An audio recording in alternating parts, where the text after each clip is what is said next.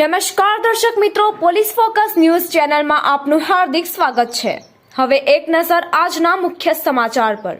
1.10 કરોડની છેતરપિંડીમાં બંને આરોપીના 3 દિવસના રિમાન્ડ મંજૂર। ખલાલમાં સરકારી જમીન સસ્તામાં આપવાની લાલચ આપી અમદાવાદની મહિલા અને વિદ્યાનગરના શખ્સે નિકોલના વેપારી પાસે 13 ખોટા ચલણોમાં સહી કરાવી હતી। અમદાવાદના વેપારીને કઠલાલના ખલાલ ગામે સસ્તા ભાવે સરકારી જમીન આપવાની લાલચ આપીને અમદાવાદના ઈસનપુરની મહિલા અને વિદ્યાનગરના શખ્સે 13 ખોટા ચલણમાં સહી કરાવી વેપારી પાસેથી રૂપિયા 1.10 કરોડ મેળવી લઈ છેતરપિંડી આચરી હતી। આ અંગે કઠલાલ પોલીસે બંને સામે ગુનો નોંધ્યો હતો તેમજ મહિલા અને શખ્સને ઝડપી પાડી કાયદેસરની કાર્યવાહી હાથ ધરી છે।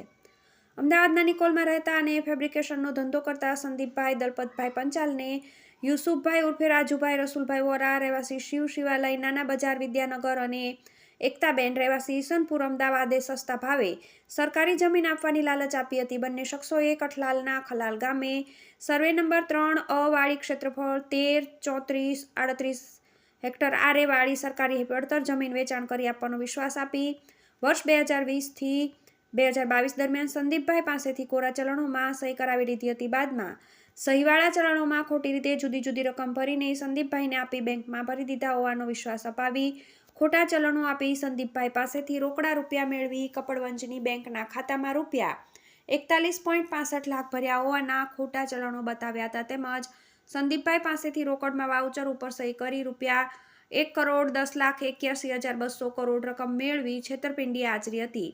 આ અંગે કઠલાલ પોલીસે મહિલા સહિત બંને શખ્સો સામે ગુનો નોંધી વધુ તપાસ હાથ ધરી હતી। પોલીસે એકતાબેન અને યુસુફભાઈ ઉર્ફે રાજુભાઈ રસુલભાઈ વોરાને ઝડપી પાડી કોર્ટમાં રજૂ કર્યા હતા। કોર્ટે બંનેના 3 દિવસના રિમાન્ડ મંજૂર કર્યા હતા। મિત્રો, આવા જ અવનવા સમાચાર જાણવા માટે અમારી ચેનલને લાઈક કરો, સબસ્ક્રાઇબ કરો અને બેલ આઇકોન પર પ્રેસ કરો, જેથી અમારી ન્યૂઝની બધી જ અપડેટ આપને મળતી રહે।